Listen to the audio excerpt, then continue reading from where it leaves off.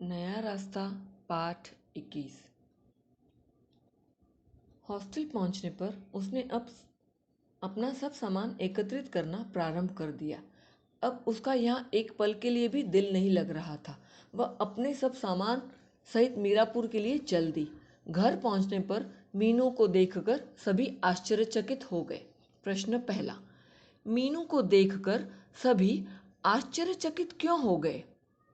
मीनू ने परीक्षा समाप्त होने के 2 दिन बाद मीरापुर आने को लिखा था, परंतु वह एक दिन पहले ही वहां पहुंच गई थी। इसीलिए सभी को आश्चर्य हो रहा था कि वह एक दिन पहले कैसे आ गई। प्रश्न 2, मीनू को देखकर माँ को कैसा अनुभव हुआ? उन्होंने उससे क्या पूछा? मीनू ने क्या उत्तर दिया? मीनू को देखकर उसकी माँ को लगा कि वह कुछ उदास है, अतः उन्होंने उससे उसकी उदासी का कारण पूछा। मीनू ने माँ को अपनी उदासी का असली कारण तो बताया नहीं। बात टालने के लिए उसने कहा, बस यूं ही थोड़ी सी थकान है, कोई खास बात नहीं है। परीक्षा की तैयारी करके मैं थक चुकी थी, इसीलिए थोड़ी सी थकान है। प्रश्न 3, माँ के आत्मीय व्यवहार से भावुक होकर मीनू ने उन्हें क्या बताया? माँ को मित्रवत मानकर मीनू ने बताया कि अमित का एक्सीडेंट हो गया है। यह वही अमित है, मायाराम जी का लड़का, जो 3 वर्ष पहले उनके यहाँ उसे देखने आया था। मेरठ में उसकी शादी तय हो जाने के बाद वह रिश्ता टूट गया था। इसके बाद उसने शादी नहीं की। जिस दिन वह मीरापुर आई थी, उसी दिन अमित से अस्पताल में मिलकर आई थी। उस दिन उसने सारी बातें बताई थी। उनका मीनू तथा अमित का रिश्ता टूटने पर अमित ने बहुत आत्मग्लानि महसूस की थी। मीनू ने अपनी माँ को यह भी बताया कि जब वह उससे मिलने गई थी तो उसकी हालत बहुत नाजुक थी। इसी कारण मीनू अमित की हालत के बारे में सोचते हुए परेशान थी। प्रश्न चौथा, मीनू की अमित से मंगनी टूटने के बाद मेरठ में उसकी पहली मुलाकात कहाँ पर हुई थी? उस समय उसके मन में अमित के प्रति कैसे भाव थे? मीनू की अमित से मेरठ में पहली मुलाकात बाजार में चप्पलों की एक दुकान पर हुई थी, जब मीनू आशा की शादी के लिए खरीदारी करने गई थी। पर अमित से उसकी कोई बातचीत नहीं हुई थी। दोनों ने एक दूसरे को देखा था।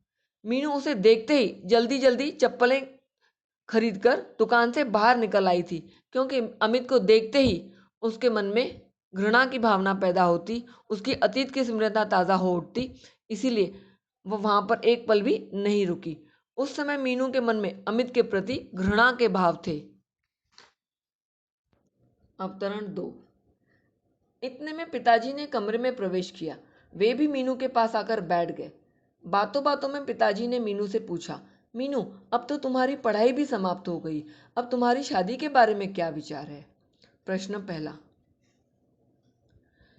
मीनू के विषय में पिताजी को क्या चिंता थी, समझाकर लिखिए। पिताजी चाहते थे कि अब मीनू की पढ़ाई खत्म हो चुकी है, अब उसे शादी कर लेनी चाहिए, क्योंकि उनकी भी तबीयत ठीक नहीं रहती, और जब तक बेटी का अपना घर नहीं हो जाता, जब तक वो अपने ससुराल चली नहीं जाती, तब तक माता पिता को भी चैन नहीं मिलता, वे भी तनाव मुक्त नहीं हो पाते। प्रश्न 2, मीनू ने पिताजी से क्या कहा और क्यों, स्पष्ट कीजिए। मीनू ने अपने पिताजी से कहा कि वह अपनी प्रैक्टिस शुरू करने के बाद ही विवाह के बारे में सोचेगी। उसने यह इसलिए कहा क्योंकि उसने जो पढ़ाई की थी उसके बाद वो अपने आप को स्थापित करना चाहती थी, समाज में अपने लिए एक ऊंचा नाम बनाना चाहती थी, पैसा कमाना चाहती थी, अपने पैरों पर खड़ी होकर स्वावलंबी बनाना चाहती थी। जिस तरह से एक लड़का समाज में अपने लिए यश पैसा कमा सकता है, उसी प्रकार मीनू भी अपने आप के लिए अपने आप समाज में अपने आप को स्थापित कर पैसा कमाकर समाज में एक यश, ख्याति, प्रसिद्धि पाना चाहती थी, अपने लिए नाम कमाना चाहती थी। प्रश्न 3, तुम्हारी खुशी में ही हमारी खुशी है। पिताजी के इस कथन के आधार पर उनकी चारित्रिक विशेषताओं का उल्लेख कीजिए। पिताजी ने हमेशा ही अपने बच्चों के ख्यालों और विचारों को ज्यादा महत्व दिया था। मीनू की इच्छा को ही वे अपनी इच्छा समझते थे। उन्होंने कभी भी अपने विचार अपने बच्चों पर नहीं थोपे थे। वे संवेदनशील है, समझदार है, परिपक्व है, विचारशील है। अपनी बेटी पर उन्हें पूर्ण भरोसा है। वे उन्हें हर वक्त प्रोत्साहन देने वाले एक सुचरित्र के स्वामी हैं। प्रश्न चौथा, लड़कियों के लिए विवाह अधिक महत्वपूर्ण है या शिक्षा? इस विषय पर अपने विचार व्यक्त कीजिए। मेरा मानना है कि लड़कियां शिक्षित होकर भी विवाह कर सकती हैं। जब वे शिक्षित हो जाती हैं तो वे अपने लिए सही और गलत के बीच का अंतर कर पाती हैं। शिक्षित होकर वो अपने लिए एक सही जीवन साथी चुन सकती है। कहते हैं जब एक लड़की शिक्षित होती है तब पूरा परिवार शिक्षित होता है। इसीलिए लड़की का शिक्षित होना अत्यंत आवश्यक है, क्योंकि जब लड़की शिक्षित हो जाती है, स्वावलंबी बन जाती है, जब वो अपने पैरों पर खड़ी हो जाती है तो वो किसी पर बोझ नहीं बनती, समाज पर बोझ नहीं बनती, और वो अपनी आने वाली पीढ़ी को भी सही शिक्षा, सही गुण, सही मार्गदर्शन कर सकती है। इसीलिए शिक्षित होकर शादी करना ज़्यादा महत्वपूर्ण है।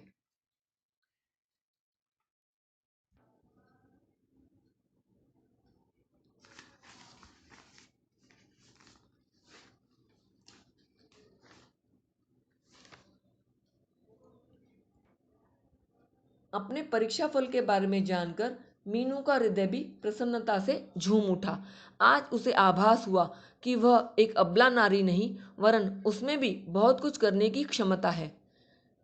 प्रश्न पहला, मीनू के मस्तिष्क में परेशानी क्यों थी? मीरापुर पहुंचकर भी वे उदास क्यों थी? मीनू के मस्तिष्क में परेशानी इसलिए थी क्योंकि मीरापुर आने से पहले वह अमित से मिलकर आई थी। अमित की गंभीर और नाजुक हालत देखकर वह बहुत चिंतित हो उठी थी, क्योंकि अमित के मुंह से उसे सारी सच्चाई पता चल गई थी। उसकी सारी गलतफहमियां दूर हो गई थी कि जो कुछ भी हुआ था मीनू के साथ उसमें अमित का कोई भी दोष नहीं था। इसके बावजूद अमित को और मीनू को इतनी परेशानियों का सामना करना पड़ा।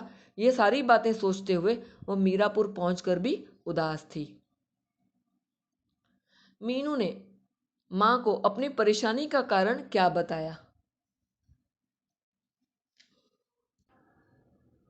मीनू ने माँ को अमित के बारे में बताया कि वह यहाँ आने से पहले अमित से अस्पताल मिलकर आई थी।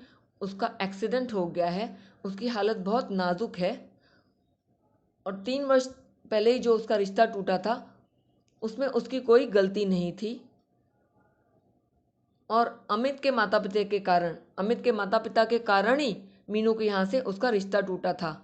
और इस बात को लेकर अमित को बड़ी ही आत्मग्लानि महसूस हुई थी। इसीलिए 3 साल होने के बावजूद उसने कोई दूसरी लड़की शादी के लिए नहीं देखी थी। नीलिमा से उसे पता चल गया था कि इस रिश्ते टूटने के कारण मीनू के दिल पर जो प्रभाव पड़ा था वो सारी जानकारी अमित के मन को भी थी। इस प्रकार मीनू ने अपनी माँ को सारी सच्चाई बता दी थी। प्रश्न 3, पिताजी ने मीनू से विवाह के विषय में क्या पूछा और मीनू ने क्या उत्तर दिया? दयाराम जी मीनू को विवाह के लिए क्यों जोर दे रहे थे? पिताजी ने मीनू से विवाह के विषय में यह पूछा कि अब तो उसकी पढ़ाई हो चुकी है, अब तो उसे विवाह कर लेना चाहिए। तब मीनू पिताजी का जवाब देते हुए कहती है कि वह अपनी प्रैक्टिस शुरू करने के बाद ही विवाह के बारे में सोचेगी, उसके पहले वो शादी नहीं करेगी।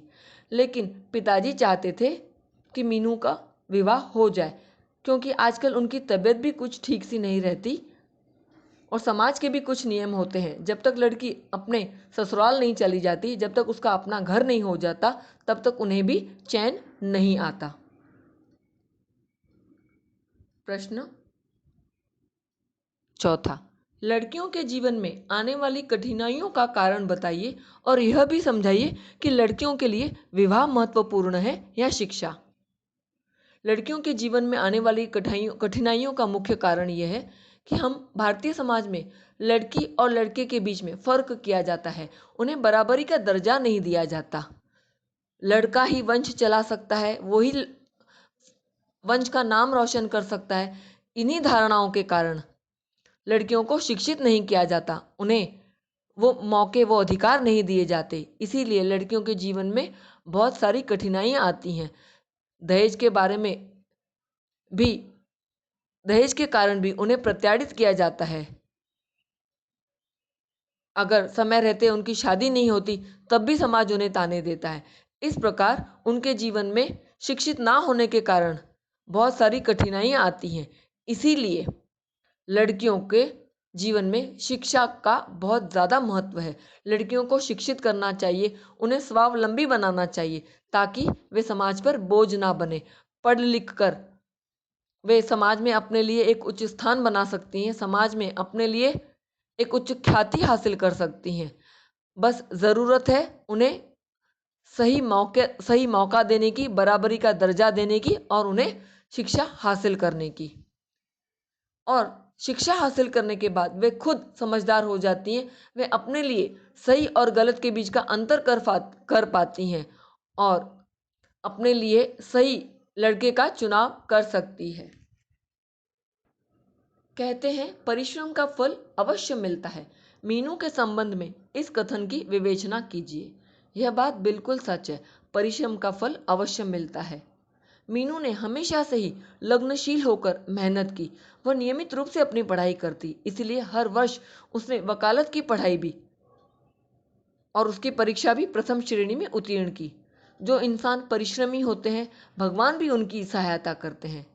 परिश्रम ही सफलता की पहली सीढ़ी है। यह मीनू के माध्यम से पूरी तरह से सच साबित होता है। इस अध्याय के आधार पर मीनू की 3 चारित्रिक विशेषताओं का उल्लेख कीजिए। इस पाठ से पता चलता है कि मीनू परिश्रमी, दृढ़ निश्चयी, आत्मविश्वास, साहस उसमें कूट कूट कर भरा हुआ है। इसीलिए वह जो सोचती है वो करके दिखाती है। वह परिस्थितियों से हार नहीं मानती। इस समाज के क्या नियम हैं? भारतीय समाज के खास तौर पर यह नियम है कि जब तक लड़की का समय रहते विवाह नहीं हो जाता तब तक समाज उन्हें चैन से जीने नहीं देता। लड़की का अपना घर, अपना ससुराल ही उसका अपना घर होता है, यह समाज की धारणा है। जब तक उसकी शादी नहीं हो जाती तब तक समाज उसे चैन से जीने नहीं देता, उसके चरित्र पर बार बार उंगलियां उठाता है, उसके बारे में अनर्गल बातें करता है। तो शादी के विषय में समाज के यह नियम है कि समय रहते ही लड़की हो या लड़का, उनकी शादी हो जानी चाहिए, क्योंकि लड़की का अपना घर ही, अपने ससुराल का घर ही अपना घर माना जाता है।